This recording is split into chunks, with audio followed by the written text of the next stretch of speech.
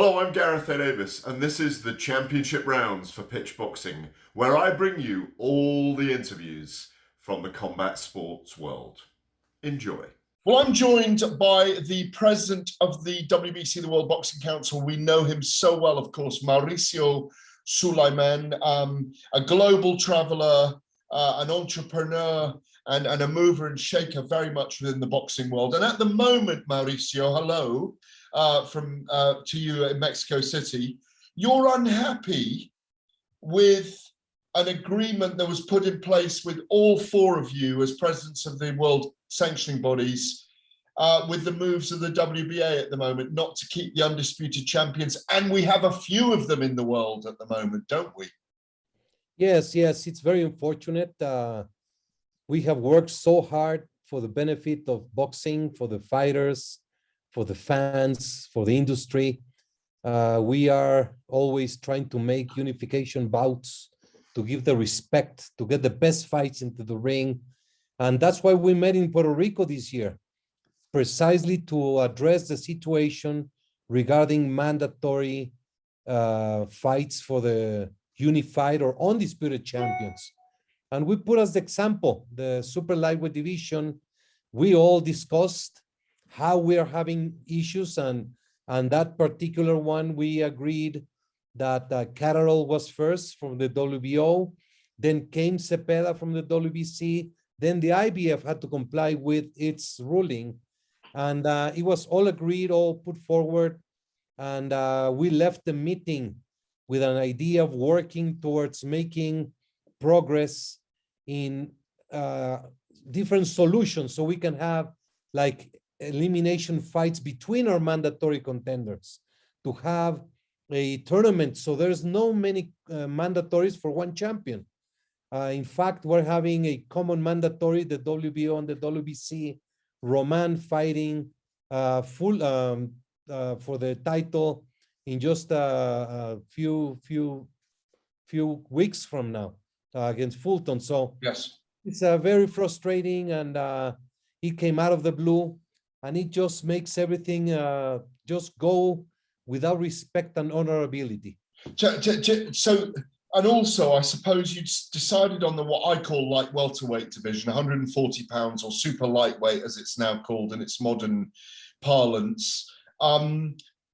Maybe as well because that World Boxing Super Series had actually helped to bring all those champions together as well, hadn't it? And it's probably the most advanced division with the number one in it, even though the Catterall-Taylor result was a bit of an odd one. The judging was odd in that fight. But, you know, obviously you're pinpointing what Gilberto Mendoza has done here with deciding to withdraw the WBA championship because they're now going to create their own again. Is that going against what the four of you decided? And that's only a few months ago, isn't it? Yeah. I mean, at no time, and it was Mendoza sitting in that room, and Gary Shaw also sitting in that room. In fact, they were the only two that had two persons. It was me, Mr. Valcárcel, Daryl Peoples, and it's very frustrating because we agreed on it, and all of the blue, they come up and they state a mandatory out of nowhere, and the result is frustrating because they did a purse bid which went for $200,000. Can you imagine mandating your champion who has the 4 belts to fight for 200, well, for its share of 200,000, like 120, 130,000? That's ridiculous. It's an embarrassment. Have you spoken to them about it? I mean, have you contacted them about it and asked why they've decided to do this? Yeah, I sent them a letter and I copied everyone, and I said, we had an agreement, please disregard, cancel your procedure because we had an agreement. And they did the same in super flyweight. Everybody knows that, and everyone wants to see Estrada against Chocolatito, the third fight. Yeah. And they come up and they order another fight against Franco for Estrada, which went for $120,000. So this is just something that we cannot tolerate. I'm not talking about anyone. I'm not talking bad about anyone. It's a fact of what is being done, and we're not going to tolerate this. Is there a danger that this might happen at super middleweight now with Canelo even? Well, I'm not going to speculate, and I'm going to try to see and pretend nothing. Basically, this is what is happening, and this is what people know, should know, and this is wrong, absolutely wrong. It's a shame because for years we've asked for this, and at light middleweight, we've got Jamel Charlo now, Canelo at super middle, Shaka Stevenson's trying to unify super featherweight. We could have an undisputed heavyweight title if Fury comes back and fights the winner of Joshua and Usyk that we expect to be announced next week. There's another division, light heavyweight, Beterbiev, Joe Smith, and Bivol coming together. I mean, no, the lightweight division, and the lightweight division. Next a week, 2 weekends time. So 6 divisions could have an undisputed champion this year. It's what we've craved for years and years, isn't it? At least if they hold them for a period of time, everybody knows who the number one in the world is. Yes, and if you look at the mandatory, who is the mandatory? But anyway, the intentions we discussed, the plan would be starting 2023 that we would all have a good, solid procedure, but I don't see it happening. On a couple of, it's a real shame that on a couple of other things, I'm just going to ask you very quickly because I know you're very busy today. You've extended a period of time that Tyson Fury can be champion in recess. Am I right using the right expression there? If he wants to stay away and come back, what's the regulation around that at the moment? No, right now, Tyson Fury is the WBC champion. He just did his mandatory fight less than a month ago. So he's on vacation, he's on holiday with his dad, his family. I spoke to him a couple of days ago.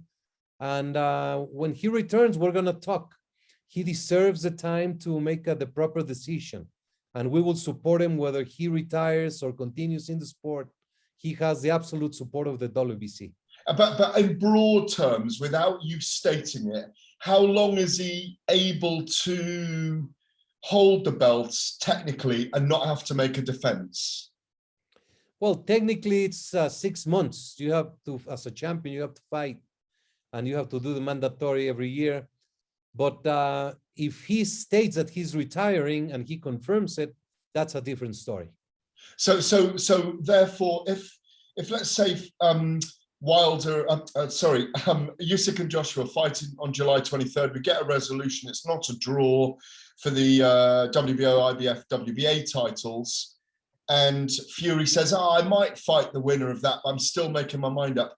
He's still got until about October, November to make that decision if he either faces his next voluntary or he goes for the undisputed. Yeah, we will see. Okay. I don't want to speculate anything or make a wrong comment that could be misinterpreted.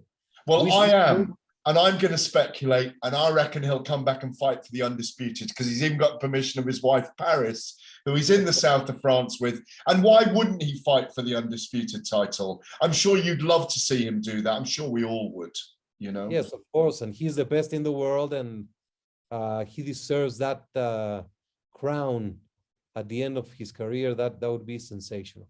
The other thing I want to ask you about, and you and I touched on it last year in my end of year survey stuff, my kind of state of the union of boxing at the end of last year. There's still this fear of amateur boxing not being in the Los Angeles Olympics in 2028. It's still there for Paris, I believe, in 2024.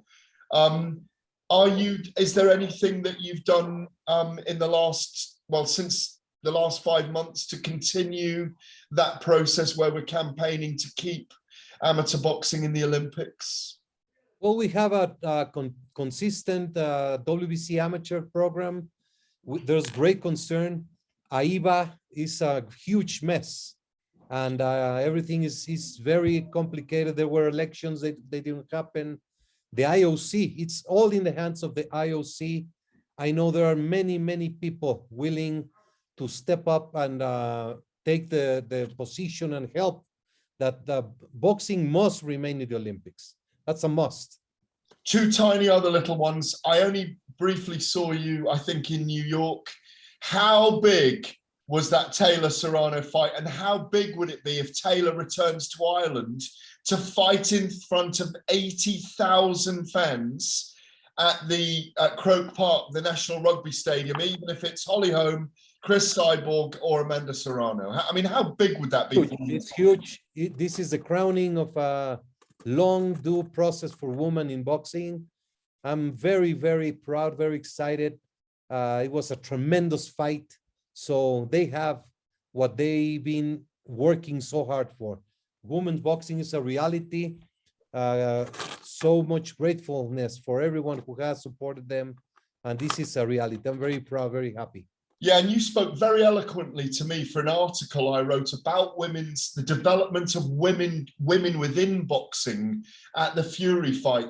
I caught you as you were going into the hotel there beside the arena, and beside the stadium, you spoke so eloquently about it's not just the women boxing who are boxing in the sport. It's the administrators, the secretaries of the promoters, the kind of work that we often don't see. And you really highlighted that brilliantly. I mean, I do hope it continues to develop. The final thing is, it relates to your country, and it relates to Canelo de Jalisco, Guadalajara de Mexico. Can they make a record-breaking more than 132,000 people in the Azteca Stadium for Canelo, in your view, against someone or other? The problem is the stadium has changed. They modified, so it's less crowd availability. But Canelo certainly would sell out any big stadium in a special fight. For he lost. Let's respect him. He took a big challenge, but he has to be respected, and he's a great champion and very popular, and for sure he can sell out any stadium in the world. How many would be in that stadium now? Is it 100,000? I would say around 100, 105, 110. My friend, I have to go with my daughter. It's a pleasure to see you as always, sir. Thank you very much for your time. Always a pleasure. Thank you, Mauricio. God bless. Take care, my friend. I'm here with the one and only double Olympic champion and middleweight, almost undisputed. When's this undisputed going to happen, Claressa? Well, the undisputed, the third time will happen for me. I believe in September, or whenever Mauricio stops taking her injury and get her shit together. Do you feel that it's been delayed for a reason? Yeah. Of course it's been delayed for a reason. I think that Mauricio has realized, her and her team realized that it's not going to be as easy as she thought it was going to be. Do you think the injury is genuine or not? No. No, and it's not, because once she blocked me on social media to hide her story, she doesn't have on a sling, a cast, or anything, and she underwent surgery, they say. So if you underwent surgery and the fight has to be pushed back for 5 to 6 weeks, actually it's 8 to 10 weeks, but they're saying 5 to 6 weeks. If you're injured, then where is it? Where is the proof? And there isn't any. We've been on each other's Instagram for years, and now all of a sudden she decides to block me. But I have 2 pages, so I saw her other page, and she's out here just having a good old time, lollygagging around.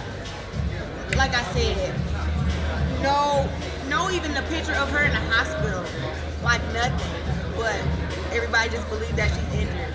Do you believe she should show you evidence of the injury? Because it's playing with your schedule in MMA as well, isn't it? Yeah, she should definitely show evidence that she's injured, because I know that I would have to. And not just show evidence to me, but also show evidence to the fans, because those are the ones that are supporting us, and making this fight be so big. And they're not even getting a genuine response from her, because she's, crying wolf or whatever. But no, let's see the paperwork. You don't have to tell me what it was, but at least show an x-ray, something. It's ridiculous. This is a huge fight. We've just seen Katie Taylor and Amanda Serrano in New York. I saw you there. You were part of it all. It was a historic night for women's boxing, but for boxing as a whole. Do you believe this fight with her should take place in London as well, being the media hub? I think that the fight should take place in London or Manchester, and I've been said to Ben, but they're so, you know, hell-bent on us fighting in Newcastle and fighting in Savannah Marshall's hometown, and, you know, Savannah Marshall being comfortable, thinking that the fans are going to help her win the fight because she's from there.